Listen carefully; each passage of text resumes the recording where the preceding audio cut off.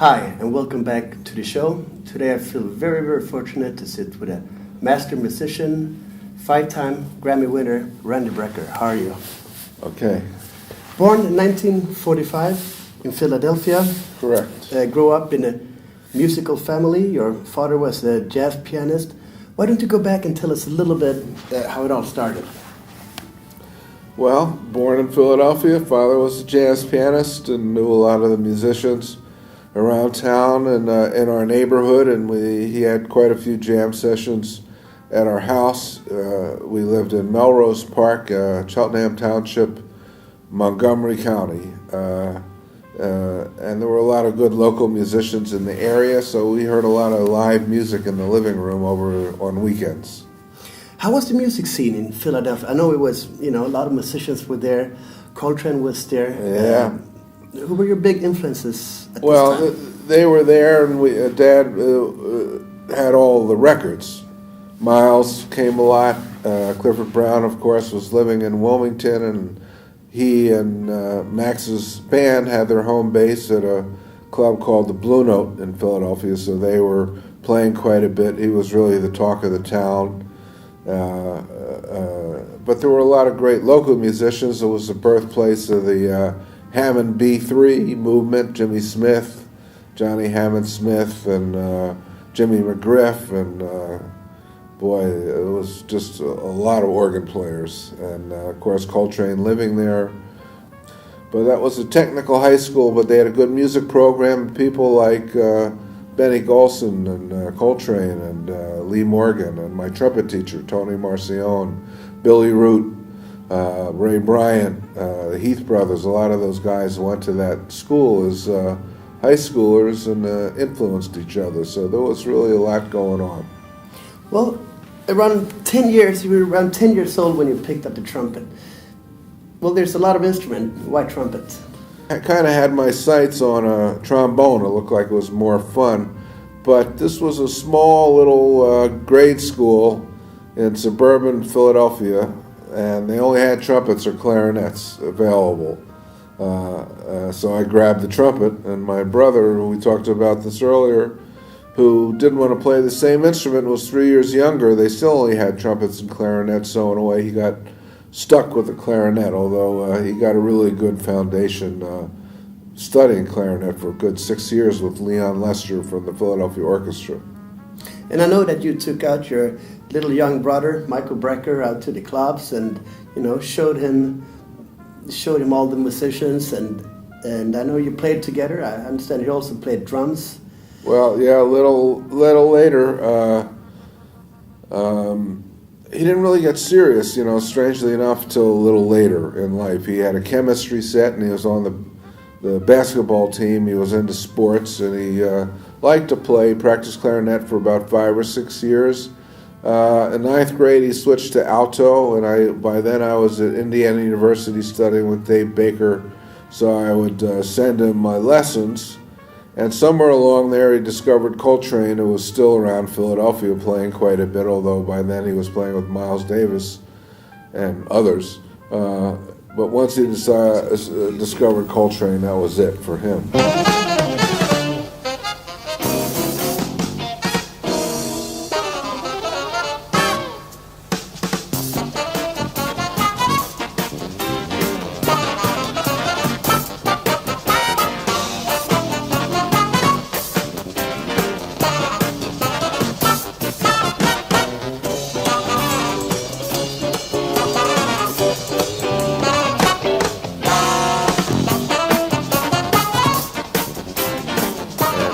Heavily into it, and also, you're right, played drums. My sister, who was in between us, played some bass. She was a classical pianist, and we had a B3 that we all fooled around with, and a set of vibes that we all played. So we had a nice little family band there. Right. And I know you got a chance already in 1965. You got the chance to travel to Europe and attending the Notre Dame. Right. And you were very close to winning first place in that. We won the Notre Dame Jazz Festival at Indiana University, our Indiana University band, in 1965. And Clark Terry gave me a trumpet award. He was one of the judges, along with, I think, Oliver Nelson, and I don't remember the other guys. I was just focused on Clark.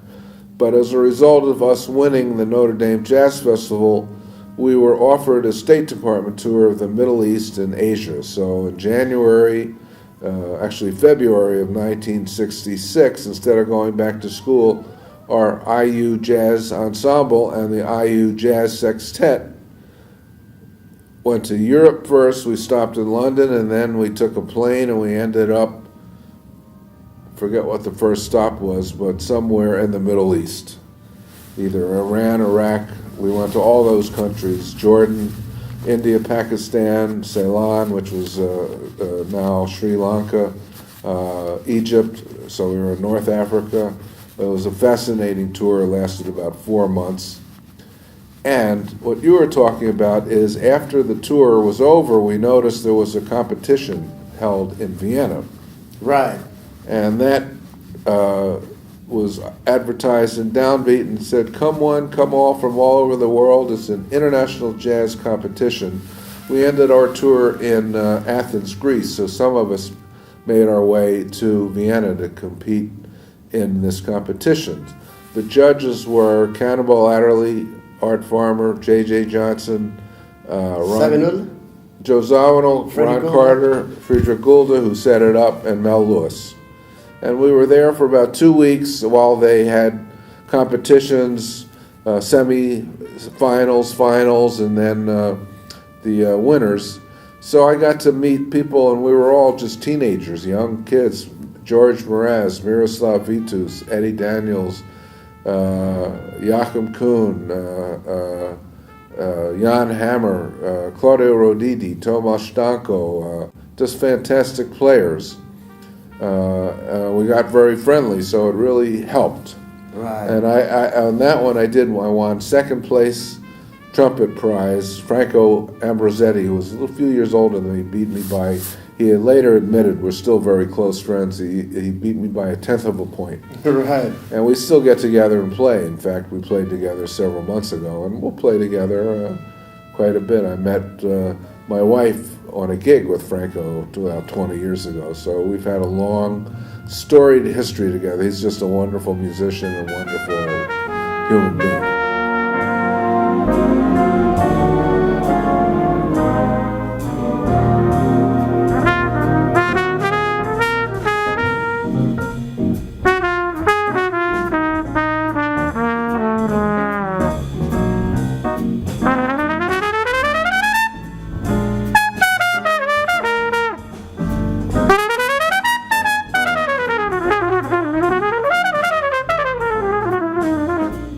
And I know that a lot of guys, like Miroslav and already try to find a way to New York. And already around, I think, 66, Right. Was that in search of a bigger city, a bigger pound to play in? And Well, yeah, and was because we had met each other. I think back then New York was really a mecca for young players, and a bunch of us, after sitting around talking, decided to make the move to New York, and we helped each other. I moved to New York.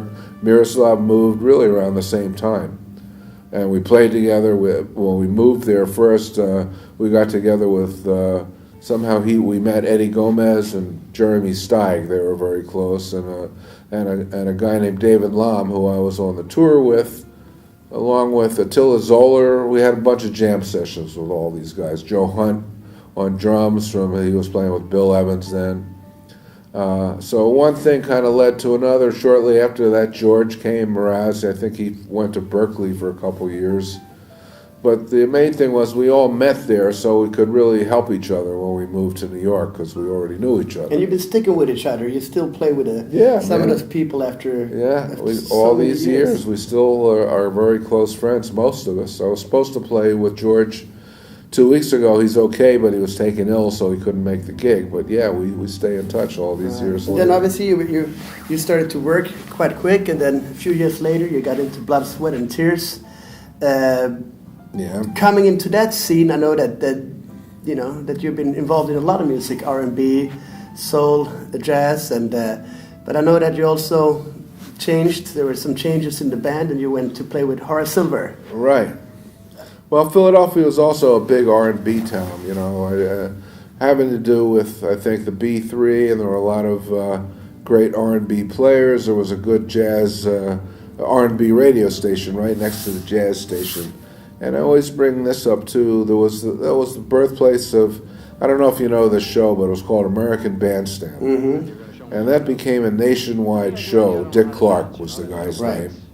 He became world famous in a way, very wealthy, moved to California. And American Bandstand spawned other shows like Soul Train, and just people where you would see kids dancing and they play records, and we saw that. And he played a lot of R&B groups and had a lot of R&B groups on the show that emanated from South Philly back then. So we heard a lot of that style of music too, and we were pretty well versed in both. And eventually that show moved to California, but that show also had a big influence on Philadelphia and the Philadelphia scene, and eventually the whole country and really the world, because now it was shown all over the world. Right. Well, you've been playing for over 50 years now, Yeah. and been shaping the music, and of course, there's so many that you have played with. After Horace Silver, you joined Art Blakey's band. We have Frank Zappa, we have Jacko.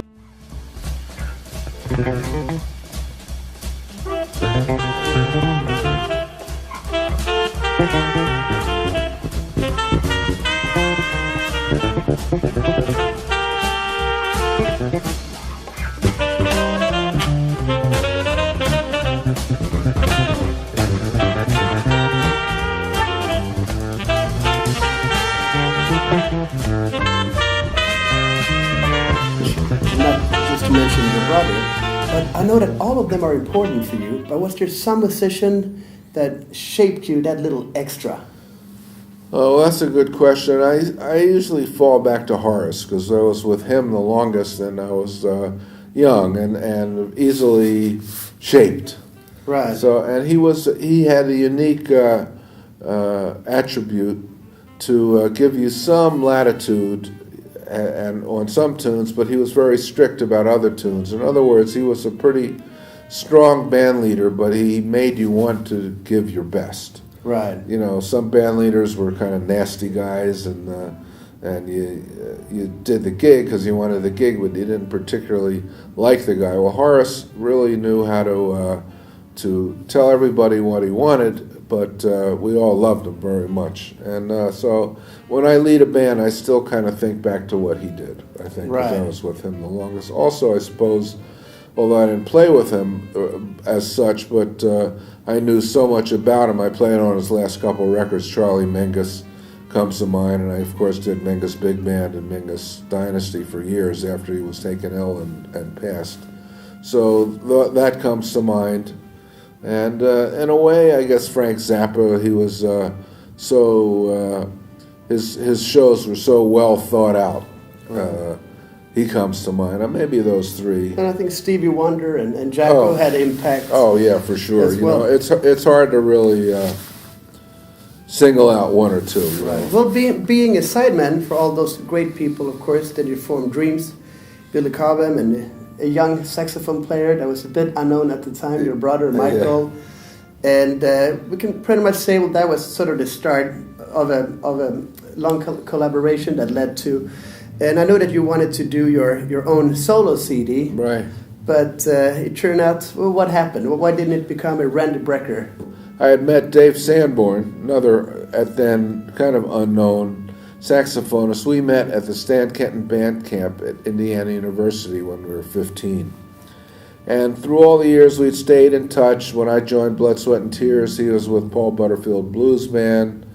He went to Northwestern University, but we just stayed in touch. And eventually he moved to Woodstock, so I got to play with him up there. There was a band led by John Simon recording, so I did some recording. Eventually he moved to Manhattan around the same time that my brother moved from Indiana. And I had the idea to write some music utilizing us as the horn section, me, Mike, and Sanborn. And we've been playing with people like Will Lee on bass, Don Grolnick on keyboards, and a young drummer named Chris Parker. They all lived in the same building. Steve Kahn on guitar. And it became kind of a rehearsal band. I would write music. Grolnick was writing music. He had an idea in mind. I had an idea in mind. Steve Kahn was writing music. So we played everybody's tunes. And you pretty much lived in the same house, too, at one point. Yeah, like the Brecker Brothers' house, kind of. Well, the three, Grolnick, Will, and Chris Parker, and maybe Kahn, too, lived in the same building. So we rehearsed over there, different people's apartments. And I was just getting ready. By now, we had been rehearsing. I had been writing. We'd done. Steve Kahn, Grolnick, and myself were ready to maybe we'll start doing a record, record our music. And I was getting ready to call everybody together and call a session and record all my stuff for a demo and take it around, try to sell it to record companies. But I got a call from a guy named Steve Brecker. We had a meeting, and he said, I've got a good deal with you. You know, Bell Records now is taken over by the great Clive Davis, who had signed Dreams to Columbia. He was a well-known guy in the business, a genius in his own right. And I've got a production deal with Clive Davis, and he's heard about this music you've been writing, and he wants to sign you. The only thing is you have to call it the Brecker Brothers. And if you call it the Brecker Brothers, we'll sign you. You don't have to do a demo. You can just go in the studio and start recording for this new label. It's called Arista. And I thought for a minute, I said, no, wait, it's supposed to be my solo record. You know, I wrote all this stuff specifically to be a solo record. And he said, well, you think about it. Has to be Brecker Brothers, and give me a call in a week. So I thought about it for a week, and we talked about it, and it was really a great opportunity. Clive was a genius, and they weren't going to budge. So I said, okay, well, call it Brecker Brothers. Kind of rolls off the tongue, the BB Brecker Brothers. It was a good name, and I told Steve, I said, it's going to look funny because Sanborn's going to look like the lost cousin or something, because there's the three of us out front. So we went in and recorded the 9 tunes. Came out really great. I kind of really knew, we all knew what we were doing back then, and we had rehearsed a lot, so we knew the tunes. It was actually easy to record. So Clive called up and went further than that even. He called me up to his office for a meeting. And he started off the meeting by saying, you know, I love everything you recorded, these 9 tunes, but, he said, but you need a single. And I said, oh, no, you know, first of all, you're calling it the Brecker Brothers, and it wasn't my record, and I wanted it to be at least all stuff I had written. And he let it be known in his own way that if we didn't do a single, as much as he liked it, maybe he'd release it but not promote it, and maybe he wouldn't release it at all. That's how Clive worked. Right. So I trudged back to our rehearsal studio. I said, listen, guys, we got to figure out a single. And I still have this cassette. You know, the force was with us that day because nobody really felt like doing this. We thought we were done. But we jammed up a tune. We were good at just jamming stuff up because we used to do that with Dreams a lot. Grolnick had a little idea of a riff that Mike and I played. Will had a little idea for the bridge. Mike and I and Sanborn jammed up a melody, and Will sang also, so he thought up a title. Steve had a couple little guitar licks, and Chris Parker laid down a good disco beat. And the next thing you know, we have a tune called Sneak It Up Behind You. Right. And we went in, recorded it the next day. Clive came to the session, and like I said, the force was with us. He loved it. Because, you know, if he didn't like it, we'd have to do it again. Right. But we were lucky, and he loved the tune, and put it on the record. The record came out. That's Brecker Brothers, 9 Randy Brecker tunes, plus Sneaking Up Behind You by the band, basically.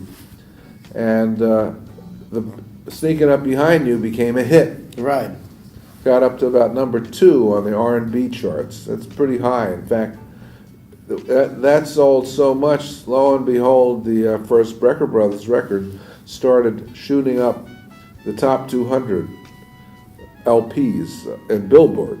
That's very hard to do, even get on there. We ended up number 50, I think, which for a record like that is unheard of. It is started selling 100,000, 200,000 records, all on the strength of Sneaking Up Behind You.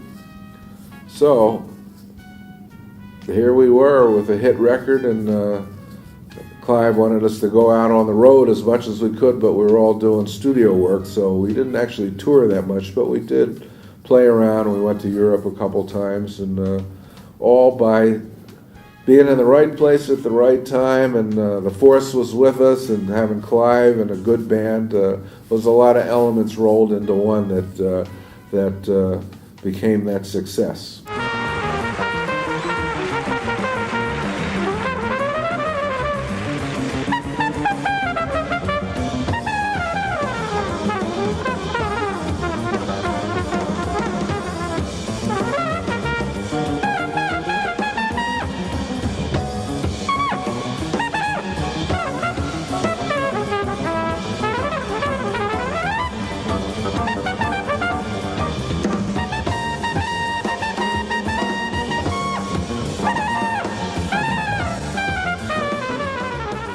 So you've been playing with so many musicians, you've been traveling so much. What motivates you? What makes you wake up pretty much every morning, picking up that trumpet, thinking about new songs to write? It seems like, how does the train go on?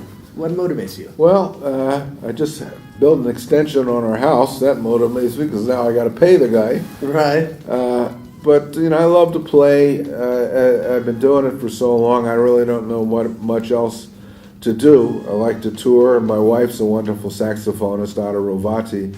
And occasionally now we lost Mike, 10 years ago, and we miss him very much, but she's a great player in her own right without trying to sound like Mike, so we don't do this that much, but we put the Brecker Brothers Band back together. We call it the Brecker Brothers Band Reunion, with different guys from different periods. We do that. She's writing a lot of tunes. I've been writing some.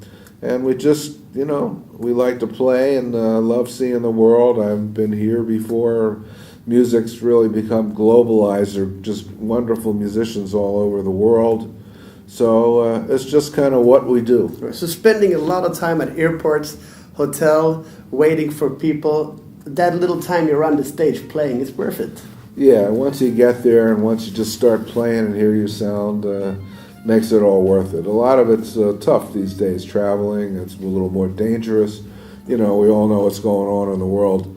But it's worth it once you go. And it's also, as corny as it sounds, I like to make people, it's nice when people enjoy it. I like to make people happy. Right. So we all make mistakes, and sometimes we repeat them. Do you have any advice to the other musicians to maybe learn from some of your mistakes, or just in average for practice or professionalism, what they're going into being a jazz musician? Being any kind of art or any kind of musician just takes a lot of daily methodical work. You can't. It looks like it's a lot of fun, and I remember when I was a kid, looking up to older musicians, and I thought to myself, when I get older, I'll just be able to play. I'll grow up being able to play, but it doesn't quite work like that. You have to spend quite a bit of time in the woodshed, as we say, in the practice room, just keeping your chops up, broadening your jazz vocabulary, thinking of new concepts, trying to figure out new things, and just keeping up on your instruments. So the only advice I can give is, as boring as it might sound, is to practice, practice, and practice. So, where is Randy Brecker 10 years from now? Well, I could be sitting here and doing another interview. I'm just going to keep doing what I'm doing. Hopefully I'll have the health to do it. I keep trying to work to play a little better on the trumpet, experimenting with this and that. As Pablo Casals, I think it was, said, when somebody asked him, he was about 95 and he still practiced 3 or 4 hours a day. And somebody asked him, why do you, at your age, you've been doing it so long, have to put in so much time to practice? And he said, well, I think I'm getting a little better. And that's the way I feel. Randy, it's been a big pleasure to have you you on the show, and I'm looking forward to see you soon again. Great. Well, I look forward to seeing you later today. Thanks for listening.